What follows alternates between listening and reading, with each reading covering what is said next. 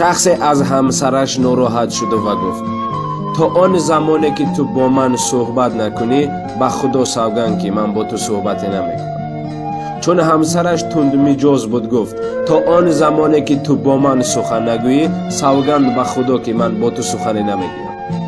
بعدا شوهر پشیمان شد و نزد امام سفیان ثوری رحمت الله علیه رفت تا حل مسئله را یابد. امام فرمود که باید کفاره قسم بدهی که دیگر چاره نیست.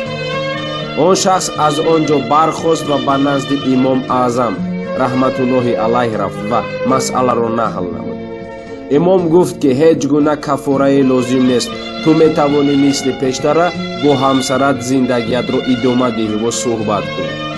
چون سفیان ثوری این قرار ابو حنیفه را شنید بسیار ناراحت شد و نزد او رفته گفت چرا مسئله را اشتباه به مردم جواب میدهی؟